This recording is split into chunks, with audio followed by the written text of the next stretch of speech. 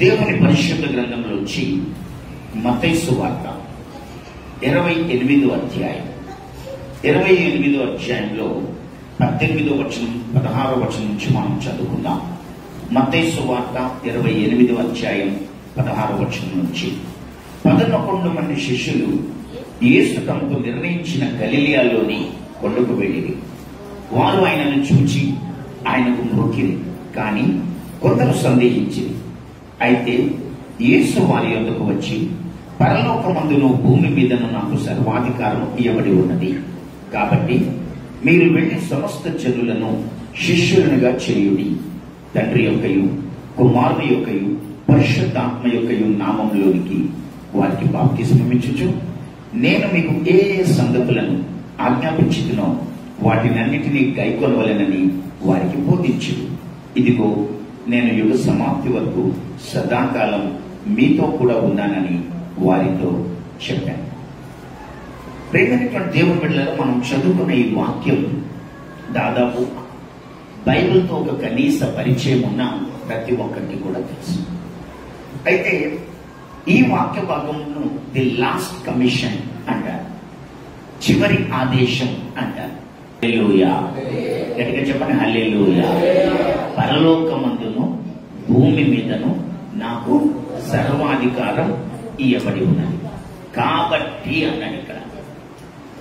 కాబట్టి if you really believe that I have authority in heaven and on earth, పరలోకంలోను ఇటు భూమి మీద నాకు సర్వాధికారం ఇవ్వబడింది అని మీరు నమ్మితే అక్కడ కాబట్టి అన్నప్పుడు దాని అర్థం ఏంటంటే, పరలోకమందును భూమి మీదను నాకు సర్వాధికారం ఇవ్వబడింది. ఐ హోల్డ్ ఎవ్రీథింగ్, అన్ని నా స్వాధీనంలో ఉన్నాయి అని మీరు నన్ను నమ్మితే మీరు చేయాల్సిన పని ఒకటి ఉంది. మీరు వెళ్ళి సమస్త జనులను శిష్యులుగా చేయండి. మీరు వెళ్ళి సమస్త జనులను శిష్యులుగా చేయండి. ప్రియమైనటువంటి దేవుని బిడ్డలారా, సమస్త జనులను క్రైస్తవులుగా చేయండి అనలేదు ఇక్కడ, శిష్యులుగా చేయండి అన్నారు. శిష్యులుగా మనం చేస్తున్నామా? మనలో ప్రతి ఒక్కరికి శిష్యులు ఉన్నారా? మనము నిజముగా శిష్యులుగా చేస్తున్నామా? ప్రియులారా, ఈ విషయం చెప్పే ముందు నేను ఒక సంగతి చెప్తాను. ఈ ప్రపంచంలో నేను మొత్తం అన్ని కార్నర్స్ కి దాదాపు తిరిగాను. ఈ మూలకున్నటువంటి అమెరికాకి వెళ్ళాను, ఈ మూలకున్నటువంటి ఆస్ట్రేలియాకి వెళ్ళాను, నేను కొరియా వెళ్ళాను, కింద సౌత్ ఆఫ్రికాకి వెళ్ళాను, ఆ తర్వాత నేను సింగపూర్, మలేషియా, ఇలా అమెరికా నుండి ఆస్ట్రేలియా వరకు ప్రపంచంలో చాలా దేశాలు తిరిగాను. చాలా దేశాలు తిరిగినప్పుడు నేను ఇక్కడికి వచ్చినందుకు ఒక స్టడీ చేయాలి అనే సంకల్పంతో నేను వెళ్ళిన ప్రతిసారి పెద్ద చర్చెస్ చూడటానికి వెళ్ళాను. నేను అమెరికా వెళ్ళినప్పుడు అమెరికాలో ఒక పెద్ద చర్చ్కి న్యూయార్క్ సిటీలో టైమ్స్ స్క్వేర్ సెంటర్కి వెళ్ళాను. దాని టైమ్స్ స్క్వేర్ చర్చ్ అన్నారు. ఒకేసారి ఆ టైమ్స్ స్క్వేర్ చర్చ్ లో కొన్ని వేల మంది ఆరాధిస్తారు. చాలా ఆశ్చర్యం అనిపించింది.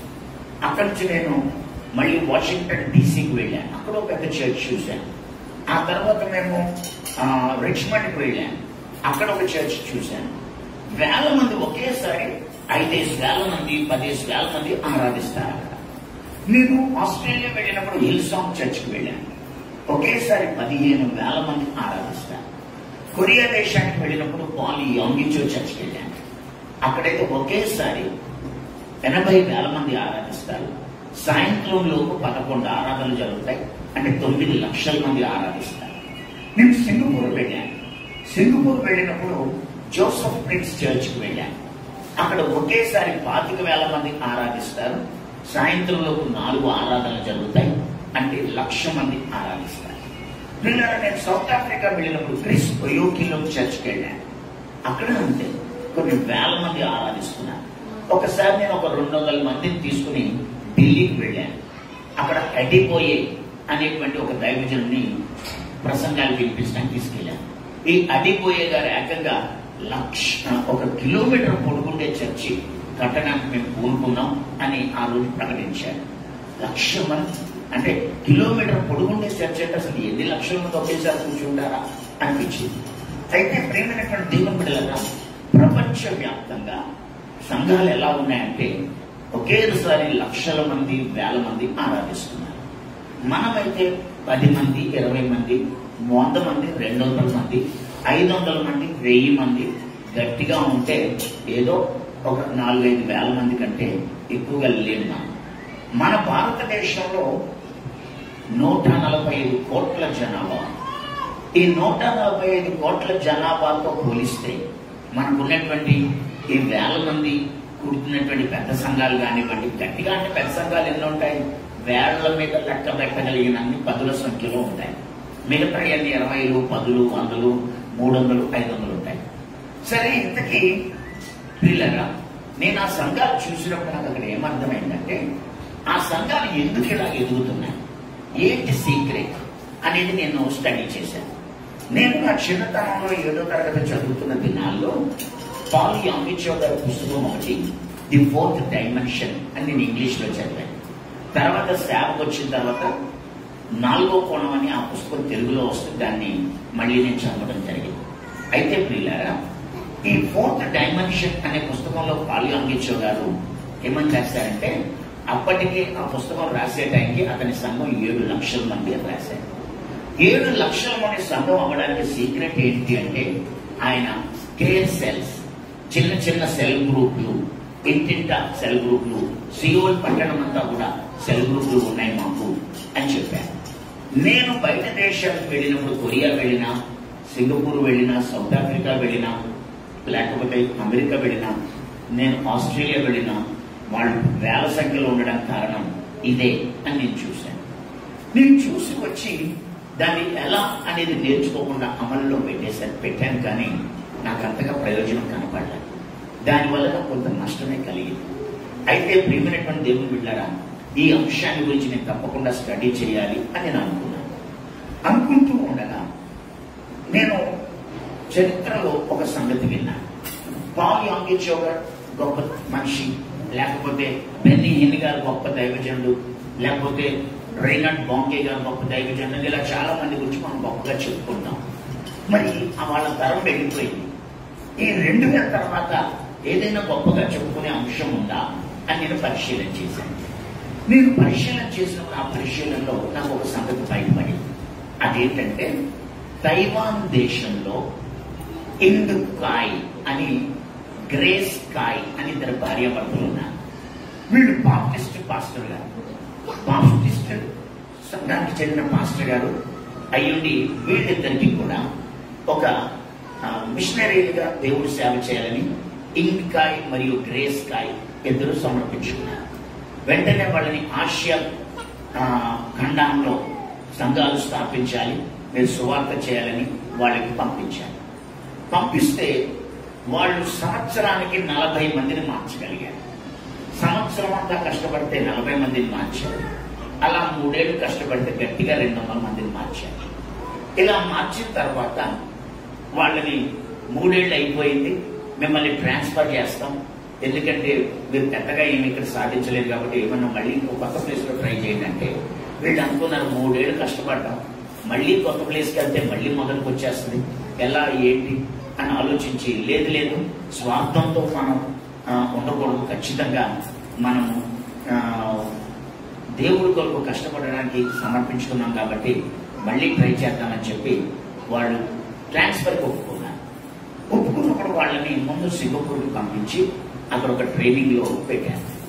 ఆ ట్రైనింగ్ లో 4 రోజులు వాళ్ళకు ఉండగా వాళ్ళ డైరెక్టర్ ఒక ఆయన, మీరు ఇప్పుడు మళ్ళీ వెళ్ళి మళ్ళీ ఇంకొక 3 నెలలు కష్టపడి ఇంకొక 50-200 మందిని మారుస్తారు, అంతకంటే మీరు ఏం చేయలేరు కదా, అయితే ఇదేనా సేవ, గట్టిగా ఉంటే మీ వయసు ఇప్పటికే 60 ఉంది, ఇంకొక 10 ఏళ్లలో 70 అవుతుంది, అంటే 70 తర్వాత రిటైర్ అయిపోతారు, మీరు ఏం చేయలేరు, కాబట్టి మీరు 10 ఏళ్లలో ఏం సాధిస్తారు, సంవత్సరానికి 200 మందిని రక్షించారు అంటే, 3 ఏళ్లలో 200 మందిని రక్షించారంటే, ఇంకొక 10 ఏళ్లలో గట్టిగా మీరు బాగా ప్రయాసపడితే ఒక 2000 మందిని మార్చగలరు, అంతే కదా.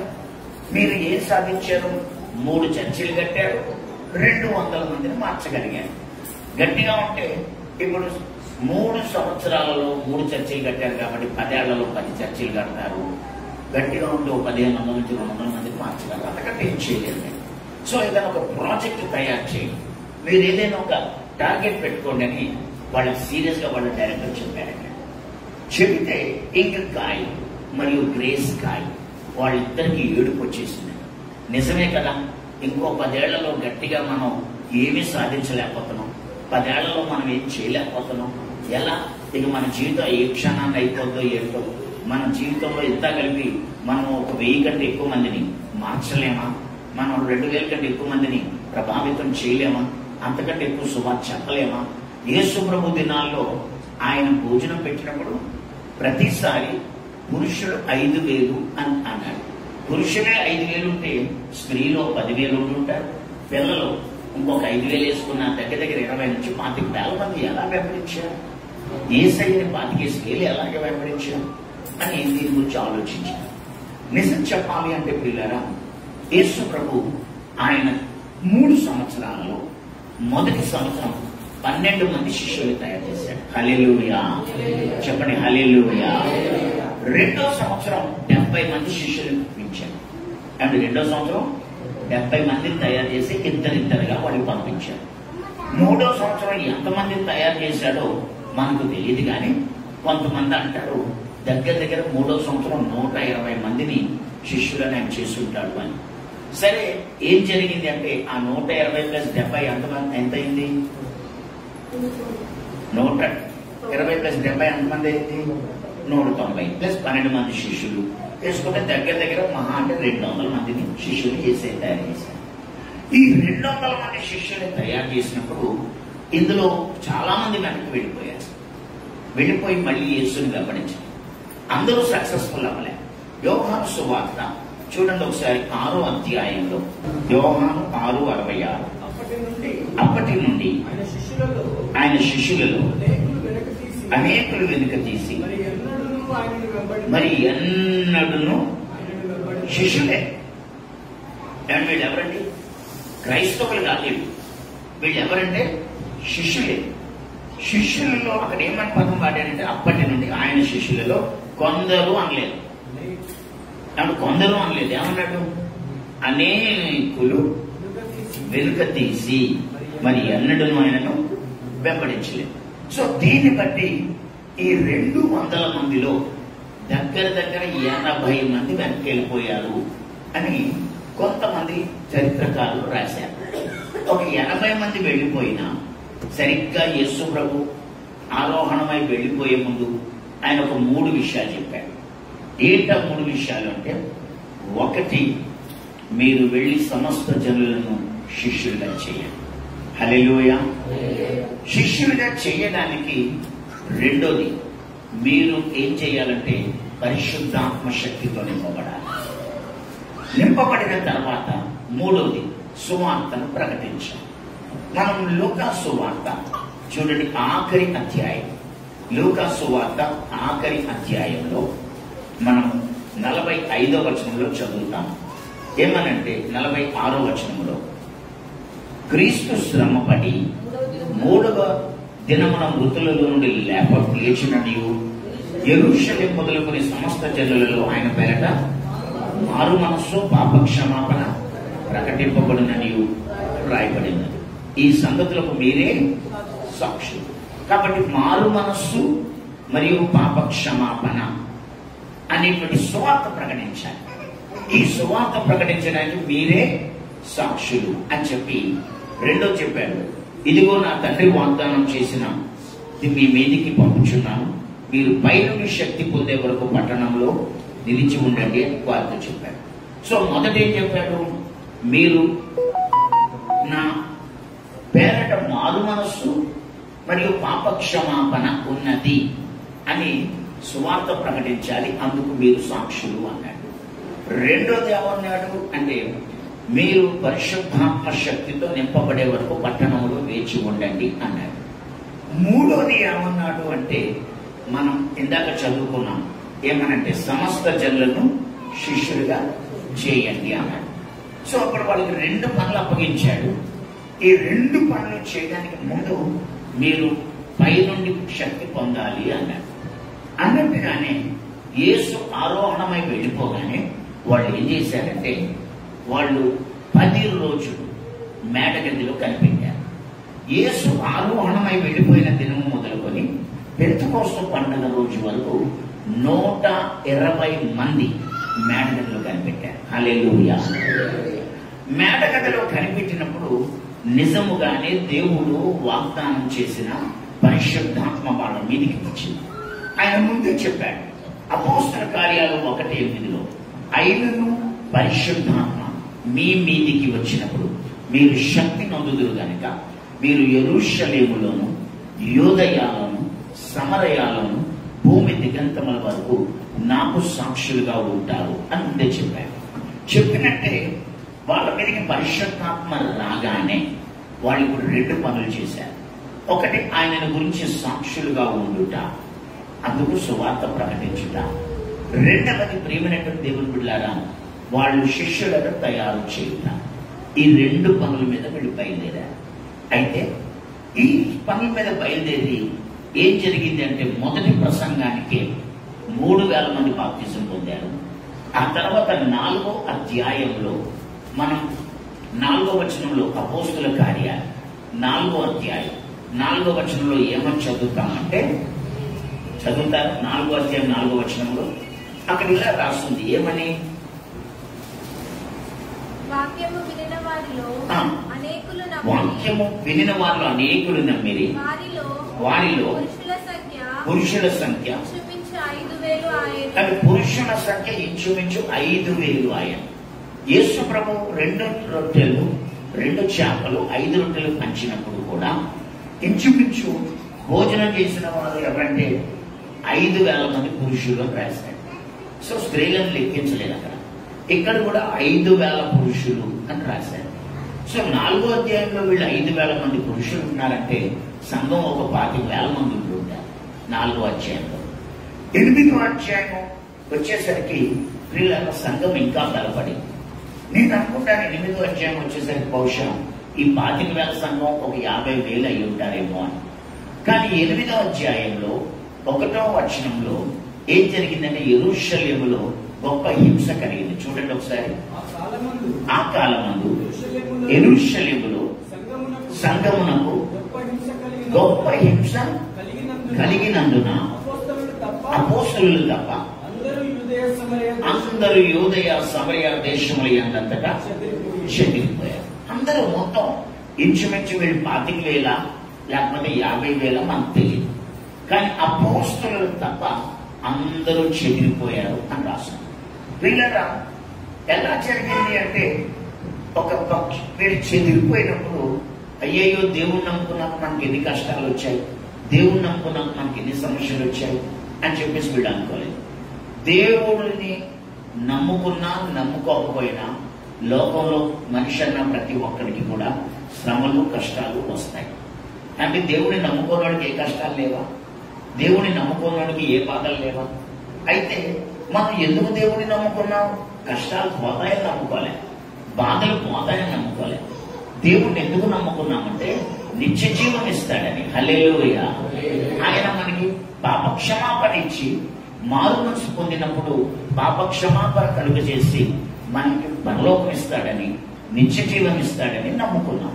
అంతేగాని కష్టాల కోసం మనం దేవుణ్ణి నమ్ముకోలేదు. అయితే కష్టాలు అనేవి వస్తాయి పోతాయి, మనం మనసు పెట్టుకోకూడదు. ఆ రోజు యెరూషలేములో వీళ్ళకి గొప్ప హింస కలిగిందట. అందరూ చెదిరిపోయారట. చెదిరిపోయినప్పుడు ఏం చేశారట? మనం అక్కడ 8వ అధ్యాయం 4వ వచనంలో ఇలా చదువుతాం, ఏమని? కాబట్టి చెదరిపోయిన వారు సువార్త వాక్యమును ప్రకటించుచు సంచారం చేసిరి. అని చెదిరిపోయిన వాళ్ళు ఏం చేశారటండి? సువార్త వాక్యమును ప్రకటించుచు సంచారం. అంటే ఇల్లు వాకిలే వదిలేశారు కానీ వాళ్ళకి దేవుడిచ్చిన చివరి ఆదేశం వదలలేదు. హల్లెలూయా చెప్పండి, హల్లెలూయా. అంటే ఏం వదిలేశారండి?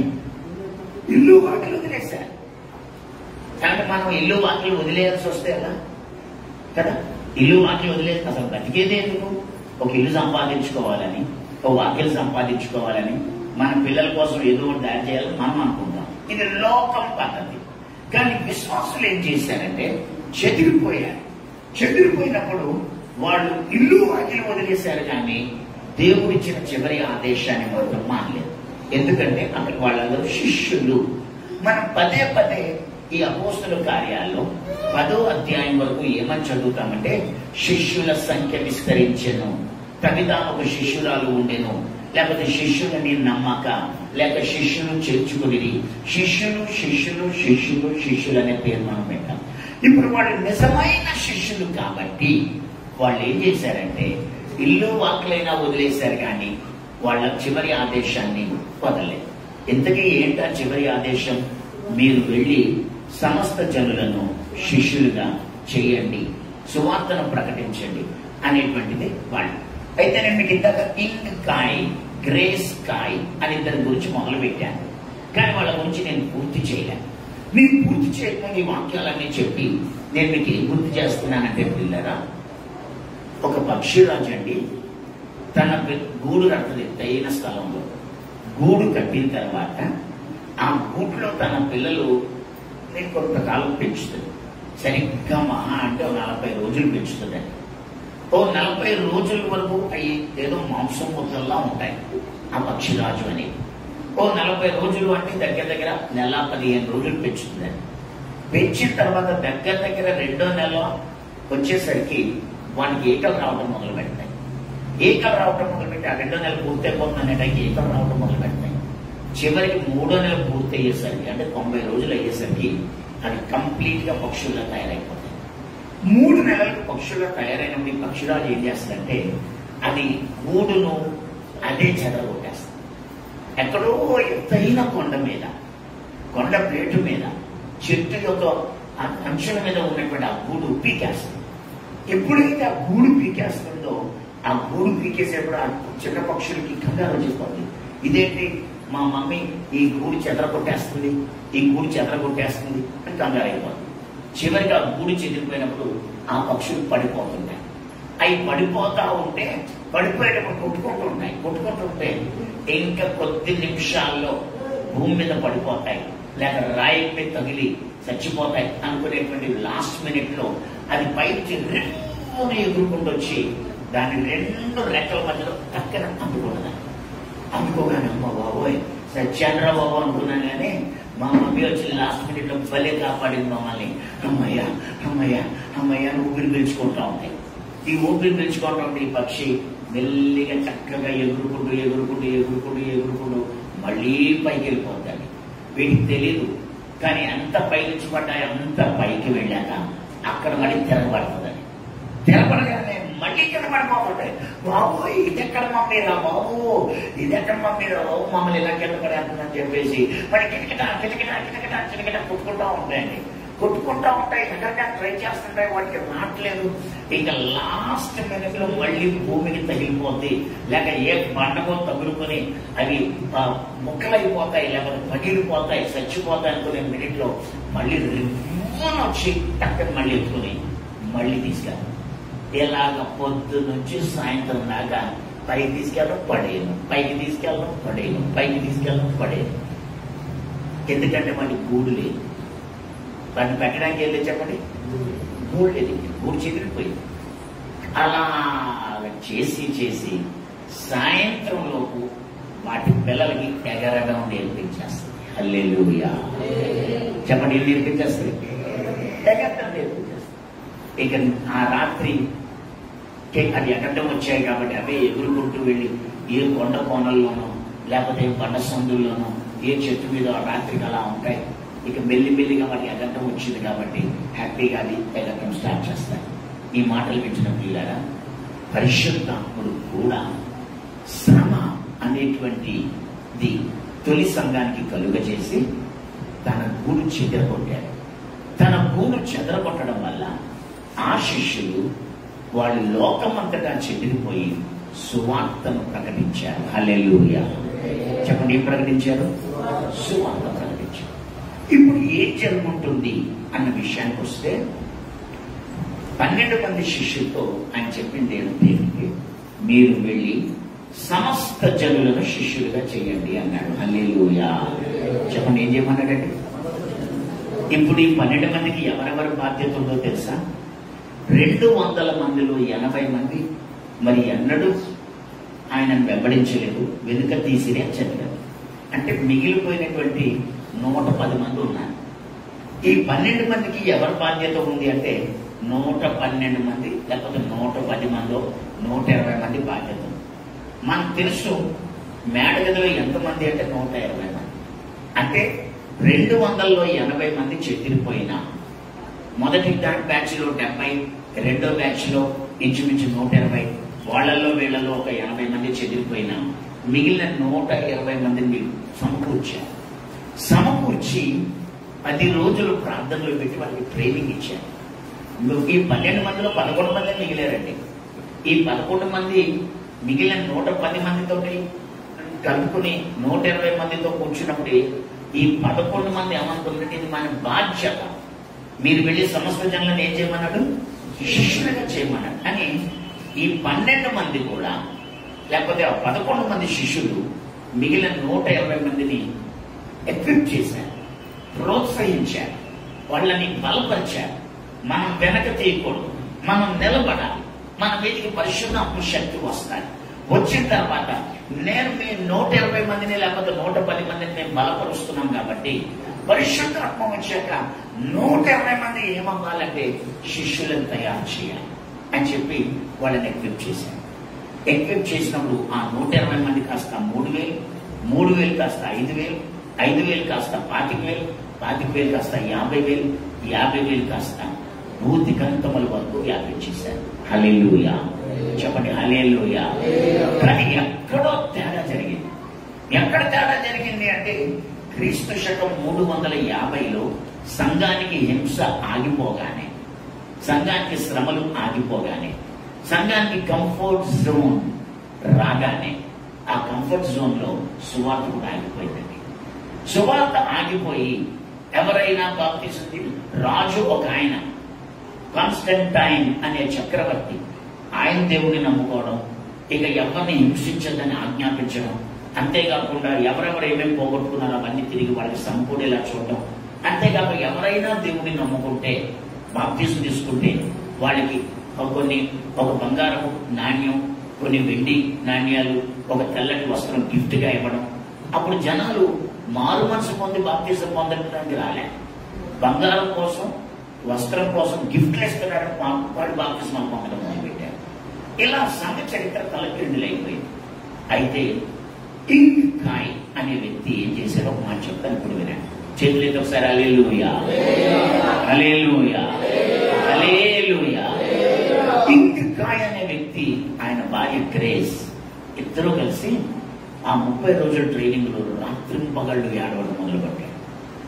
ఏడవడం మొదలుపెట్టాక ఎలాగైనా సువార్త చేయాలి, మనం ఆత్మలు సంపాదించాలనే అంశం పెట్టుకుని 100 సొల్యూషన్స్ కనుగొన్నాడు.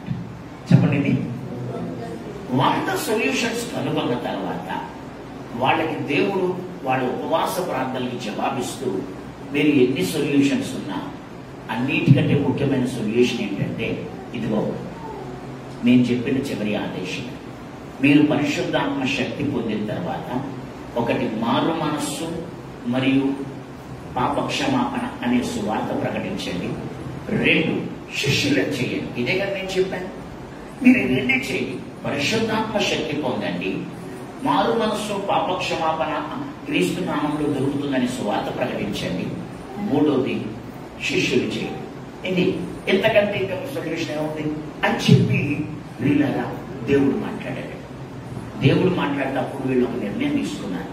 ఏంటంటే ప్రతి విశ్వాసిని శిష్యుడుగా తయారు చేయాలి. అంటే ప్రతి విశ్వాసిని ఎలా శిష్యుడిగా తయారు చేయాలంటే, నేను 12 మంది శిష్యులు తయారు చేస్తున్నట్టు ప్రతి విశ్వాసం కూడా ఒక 12 మంది శిష్యులు తయారు చేయాలి. గట్టిగా చెప్పండి, హల్లెలూయా, హల్లెలూయా, చెప్పండి, హల్లెలూయా.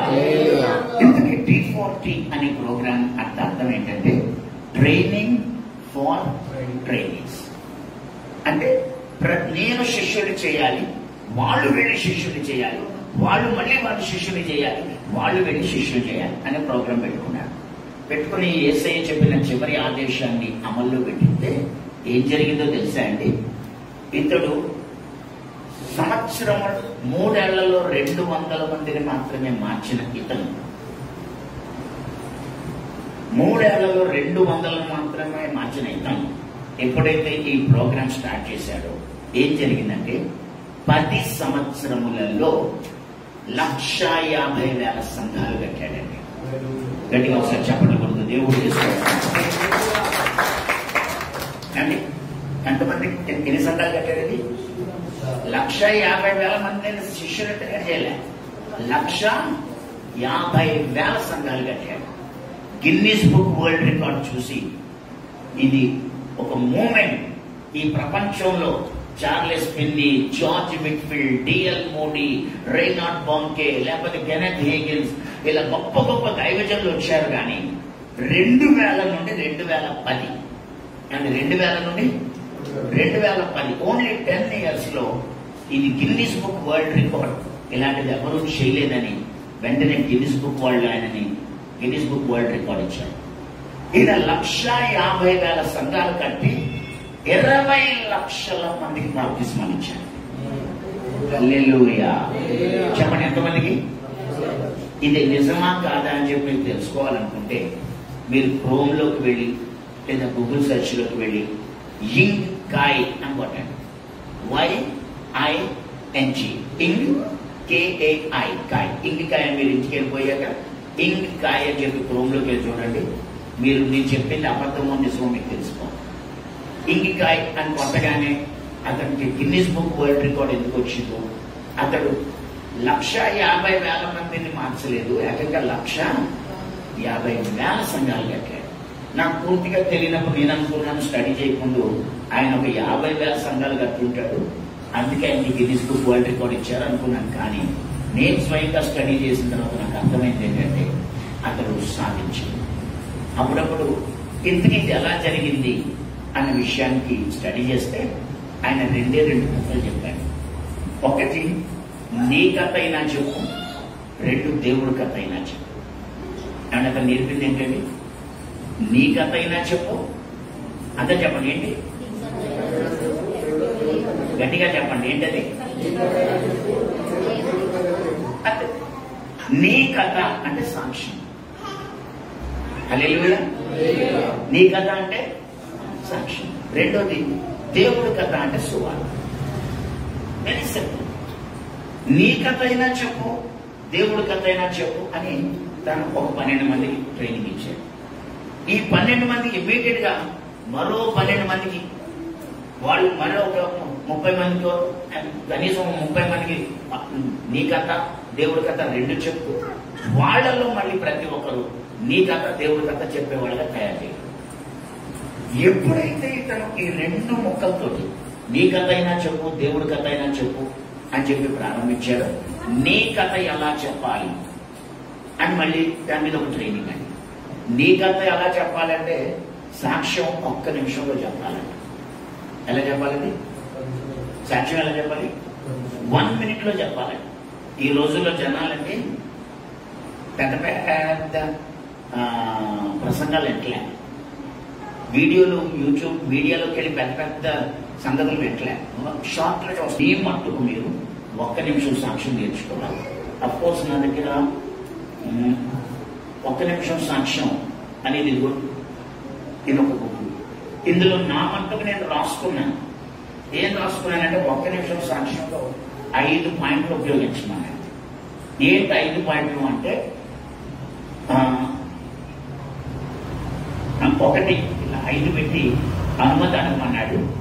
రెండోది, మీరు ప్రభు యొద్దకు రాకముందు జస్ట్ 3 ముక్కల్లో చెప్పండి అన్నాడు. మూడోది, ప్రభు యొద్దకు ఎలా వచ్చారు అని చెప్పమన్నాడు. నాలుగోది, ప్రభు యొద్దకు వచ్చిన తర్వాత ఏం జరిగిందని చెప్పమన్నారు. ఐదోది, ఒకవేళ ప్రభు యొద్దకు రాకపోతే ఏమై ఉండే చెప్పమన్నారు. సో నేను గంటలు సాక్ష్యం చెప్పడం నా గురించి. కానీ ఇప్పుడు ఈ రూల్స్ ప్రకారం నేను రాసుకున్నాను. ఈ రూల్స్ ప్రకారం ఇక్కడ ఏమేమి చెప్పాడు ఇవన్నీ చూసుకుని నేను మొత్తానికి అక్కడ అడిగిన ప్రశ్నలకు జవాబు రాశాను. ఈ రాసిన దాన్ని జస్ట్ నేను ఇలా చదివితే 1 నిమిషంలో అయిపోతుంది. ఈ రాసిన దాన్ని ఈ మొదటి దానికి 15 సెకండ్లు, దీనికో 15 సెకండ్లు, దీనికో 15 సెకండ్లు, దీనికో 15 సెకండ్లు, ఖచ్చితంగా 60 సెకండ్స్లో నా సాక్ష్యం ఉంటుంది. ఈ సాక్ష్యం కనపడ్డ ప్రతి ఒక్కరికి చెప్పాలి. నేను దీన్ని ప్రాక్టీస్ చేయడమే కాకుండా మొత్తం అపోస్తలిక్ సంఘాలన్నిటి కూడా నేర్పించాను. మీ అందరికీ నేను మాట ఎందుకు చెప్తున్నానంటే, మళ్ళీ వచ్చే ఆదివారం మీ మధ్యలో నేను ఉంటాను. మళ్ళీ ఆదివారం ఉన్నప్పుడు మీ అందరికీ కూడా ఇది ఇస్తాను. నేను ఇచ్చి 1 నిమిషం సాక్ష్యం ఎలా చెప్పాలి మీకు నేర్పిస్తాను. ఈ 1 నిమిషం సాక్ష్యం అనేది నీ కథ. చెప్పండి, ఎవరి కథ? నీ కథ. రెండోది దేవుడి కథ అనే దానికి ఎన్నో సూత్రాలు ఉన్నాయి. అందులో ఒక సూత్రం మేమేం వాడుతున్నామంటే ఈ బుక్ వాడుతున్నాం. ఈ బుక్ని ఎలా వాడుతున్నామంటే దీన్ని మేము మాటలు లేని పుస్తకం అంటాం. మాటలు లేని పుస్తకం. ఈ పుస్తకంలో ఏం ఉండదండి. ఏం ఉండకపోయినా కనపడ్డ ప్రతి ఒక్కరికి ట్రైన్లో కానివ్వండి, రాత్రి నేను ట్రైన్ ఎక్కాక నా పక్కన కూర్చున్న వాళ్ళు కూడా నేను ఇలాగే చెప్పాను. ఇందులో ఏముంటుంది అంటే ఏమీ లేదు. మాటలు లేని పుస్తకం. కూరగాయలు అమ్ముకునేటువంటి ఒక ఆవిడ తన దగ్గర రోజు కూరగాయలు కొనుక్కుంటానికి వచ్చిన వాడికి ఈ చదువు లేనటువంటి ఆవిడ, అవి చదువు లేదండి, చదువు లేదు కానీ కూరగాయలు అమ్ముకునే ఆవిడ తన దగ్గరికి వచ్చే వాళ్ళందరికీ ఇది చెబుతూ ఎప్పటికీ ఒక 100 మందిని మార్చలేదు. 100 మంది కంటే ఎక్కువ మందిని సువార్త చెప్పలేదు. మనం చుట్టూ ఎంతమంది లేరు, మన దగ్గరికి ఎంతమంది రావట్లేదు, మనం ఎంతమంది దగ్గరికి వెళ్ళట్లేదు. అయితే మనకు ఒక గోల్ లేదు, మనకు ఒక టార్గెట్ లేదు, మనకు ఒక గమ్యం ఏం తెలియదు. గుడ్డెతో చేలో పడ్డట్టు మనం బ్రతుకుతున్నాం. ఇదేంటండి అంటే 3 నిమిషాల్లో సువార్త చెప్తాను నేను. ఇది ఏదని చెప్పండి, చెప్పండి, అందరూ చెప్పండి, గట్టిగా చెప్పండి. ఈ గోల్డ్ అనగానే ఏం గుర్తొస్తుంది? బంగారం గుర్తొస్తుంది. గోల్డ్ అంటే గోల్డ్ గుర్తొస్తుంది. ఆ గోల్డ్ ఎక్కడ పడితే అక్కడ పడేస్తామా? చెప్పండి, ఎందుకు పడేయం? అది విలువైంది. ఎవరైనా మెట్లు, సుట్లు, పట్టగొలుసు నేర్చుకుంటారా? గోల్డ్ తోటి లేదు, వెండితో చేస్తారని. కానీ గోల్డ్ ఎక్కడ ధరిస్తాం? మెళ్ళు, చెవులకి, మూకులకి, చేతులకి. ఎందుకంటే ఇది విలువైంది. విలువైందని కాళ్ళ కింద పెట్టాం. కానీ ఒక ప్రపంచం ఉంది, ఆ ప్రపంచంలో బంగారం కాళ్ళ కింద ఉంటుంది. బైబిల్లో ప్రకటన గ్రంథం 22వ అధ్యాయం ప్రకారం శుద్ధ సువర్ణము దాని మార్గములు, దాని వీధులను రాస్తుంది. కాబట్టి ఆ పట్టణాన్ని మనం స్వర్గం, మనమేమో పరలోకం అంటాం, కొంతమంది వైకుంఠం అంటారు, కొంతమంది మోక్షం అంటారు, కొంతమంది ఏమో స్వర్గం అంటారు.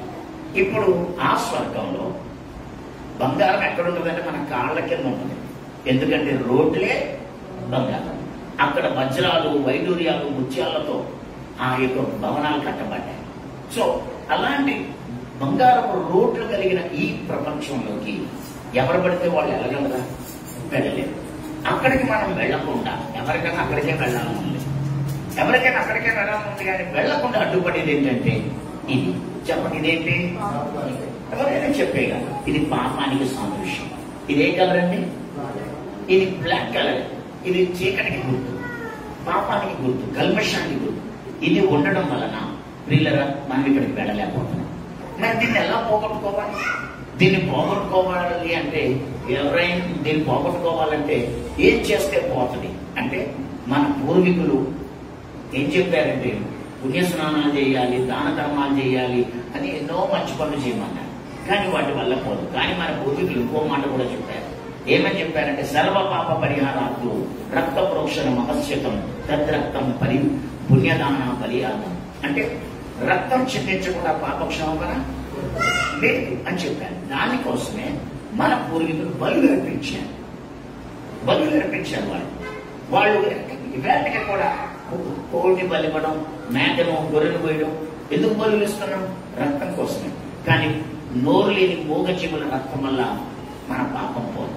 అందుకు దేవుడు ఏం చేశాడంటే, దేవుడు అలాంటి పాపం లేని రక్తం ఏదైనా ఉందా అని మనిషిని ప్రశ్నిస్తే, నోరు లేని మూగజీవుల రక్తం వల్ల పాపం పోకపోతే మనిషినే బలిచ్చేద్దామని మనుషుల్ని బలిచ్చి ఇంకా పెద్దగా పాపాలు చేశారు. కానీ దేవుడు మనల్ని ప్రేమించి మన కోసం తానే తన ప్రియకుమారుడైన యేసుక్రీస్తుని ఈ లోకానికి పంపాడు. హల్లెలూయా. ఆ యేసయ్య మన కోసం ఈ లోకానికి వచ్చి సిలువలో రక్తం కార్చి ప్రాణం పెట్టి చనిపోయాడు. మన పాపాన్ని తాను భరించాడు. మన శిక్షను ఆయన అనుభవించాడు. ఆయన చనిపోవడమే కాదు, తిరిగి 3వ రోజు సమాధి నుండి తిరిగి లేచాడు. ఆయన చెప్పాడు, ఆయన పేరట మారు మనసు పాపక్షమాపణ ఉంటాయి. అంటే యేసుక్రీస్తు రక్తం ప్రతి పాపం నుండి మనలను పవిత్రులుగా చేస్తుంది. నువ్వు నమ్మితే చాలు.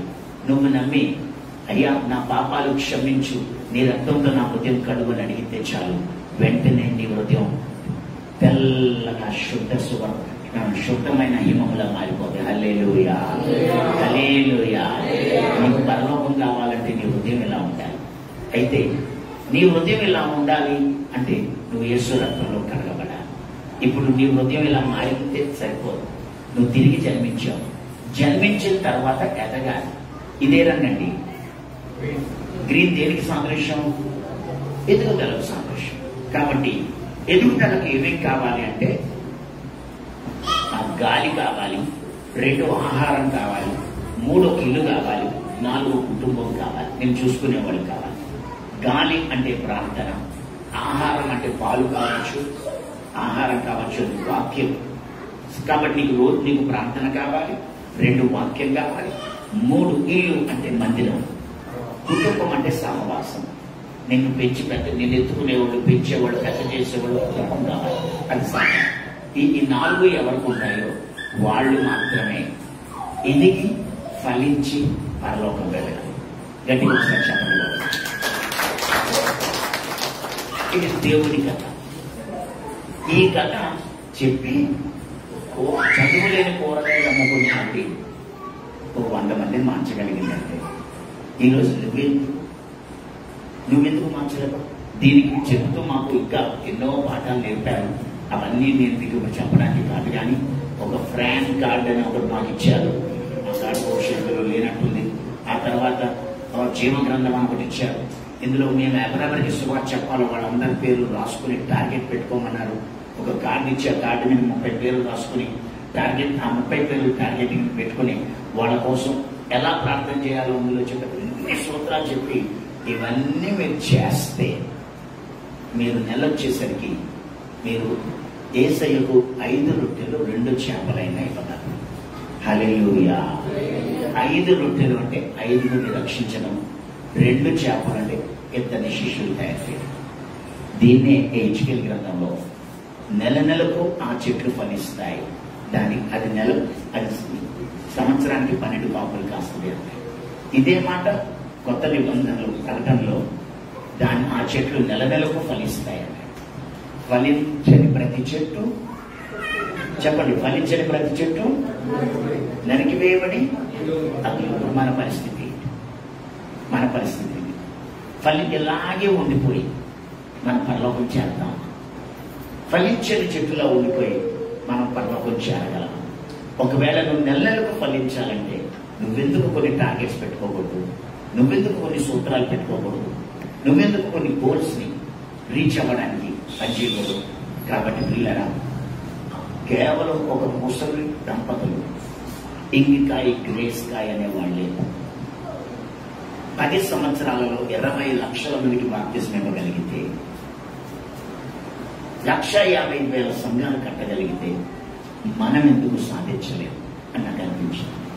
అందుకు నేను ఈ 2025లో ఒక మూమెంట్ ని నా మటుకు నేను టేకప్ చేశాను. అయితే గాడిలో పడ్డానికే నాకు 3 నెలలు పట్టింది. నాకే ఎంత పట్టిందండి? ఈ గాడిలో పడ్డానికే, ఈ సబ్జెక్టులో పడ్డానికే 3 నెలలు పట్టింది. ఈరోజు మీరు కొద్దిమంది అయినా సరే మీ అందరితో నేను ఒకటే చెప్తాను. అదేంటంటే, నీ కథ అయినా చెప్పు, దేవుడి కథ అయినా చెప్పు. నీ కథ 1 నిమిషంలో ముగించు, దేవుడి కథ 3 నిమిషాలు ముగించు.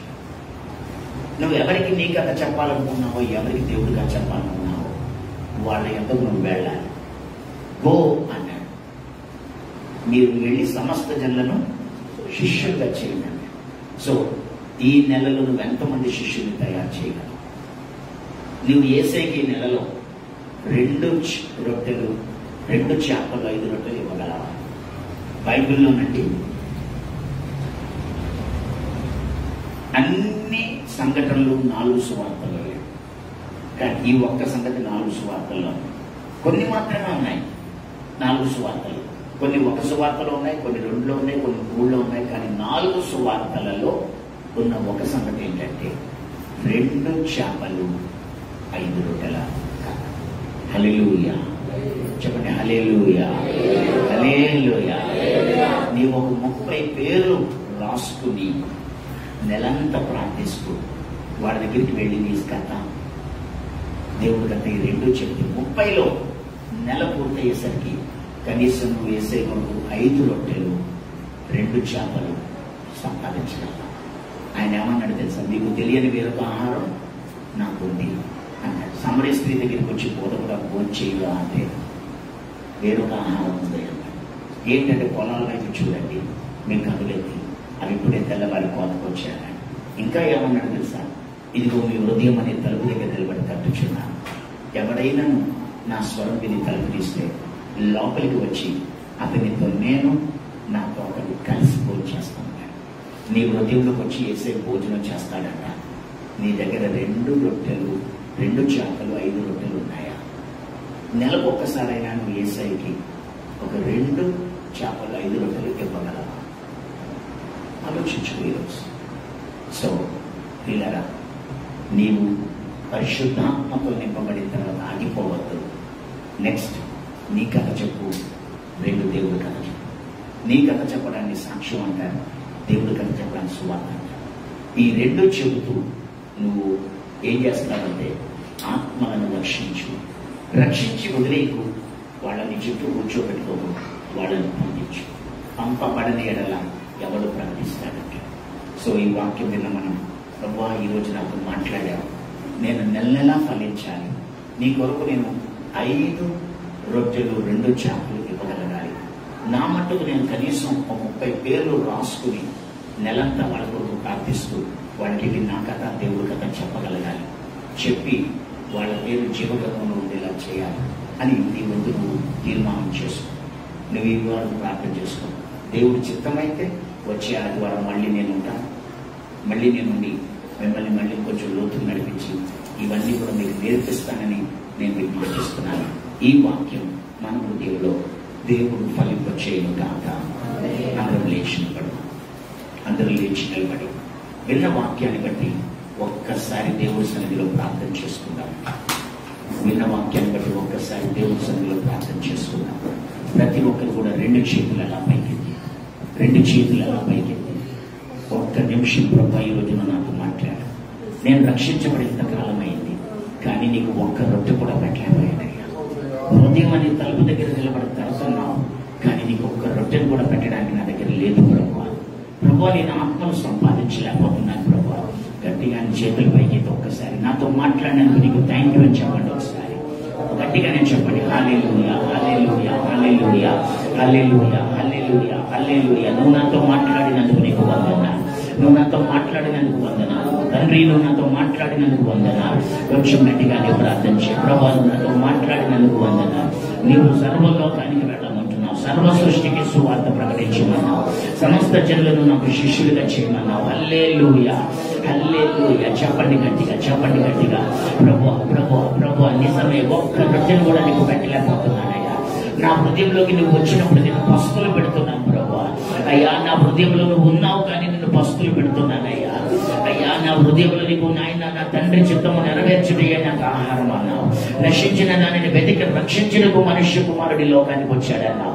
అయ్యా నీ తండ్రి చిత్తమును నెరవేర్చడమే నీకు ఆహారం అయినప్పుడు తండ్రి మేమెందుకు నాయన ఆ చిత్తాన్ని నెరవేర్చలేకపోతున్నాం. ఒకసారి ఎవరికి వాటిని ప్రార్థన చేసుకోండి. ప్రభువా ప్రభు అని పిలిచి ప్రతి వాడు పరలోకం వెళ్ళడండి.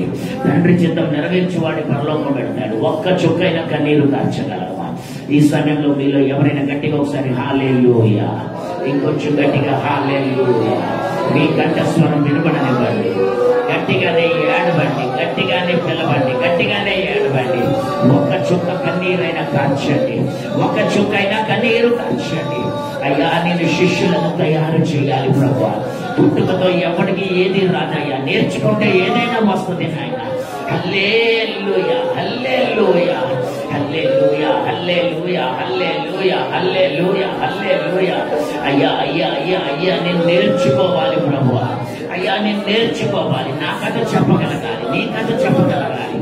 అయ్యా ప్రతి ఒక్కరికి నా కథ నీ కథ చెప్పగలగాలి ప్రభువా. నాయన సువార్త చెప్పాలి, శిష్యుని తయారు చేయాలయ్యా. 5 రొట్టెలు 2 చేపలు నీకు ఇవ్వగలగాలి ప్రభువా. హల్లెలూయా. నా వంతు నేను 5 రొట్టెలు 2 చేపలు ఇవ్వగలిగితే నువ్వు 1000 మందిని మార్చగలవయ్యా. నువ్వు 1000 మందికి ఆహారం పెట్టగలవయ్యా. నీవు ఇంచుమించు 5,000 మంది పురుషులే తిన్నారంటే ఒక 20-25,000 మంది తిని ఉంటారు ప్రభువా. హల్లెలూయా హల్లెలూయా హల్లెలూయా హల్లెలూయా.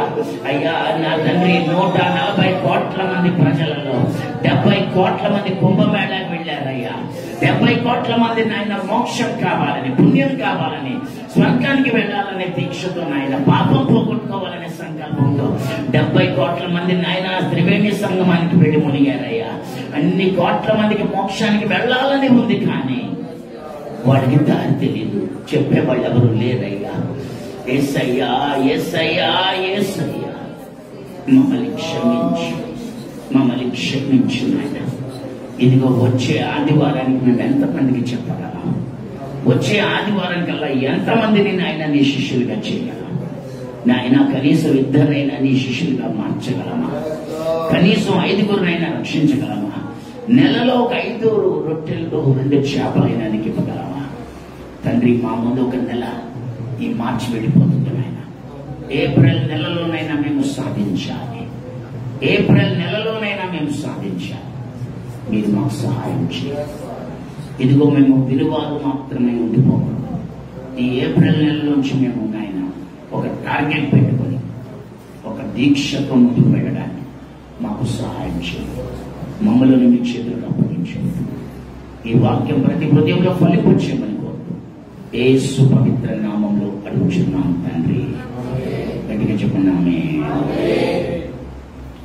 అలా నిలబడి ఉండగా ఒక ప్రత్యేకమైన మాట పెట్టు ప్రభుకి మనం కానుకలు చెల్లించుకున్నాం. ఎవరైనా పాడని వాళ్ళు ఉన్నారు? ఇక్కడ పాడని వాళ్ళు ఎవరైనా ఉన్నారు?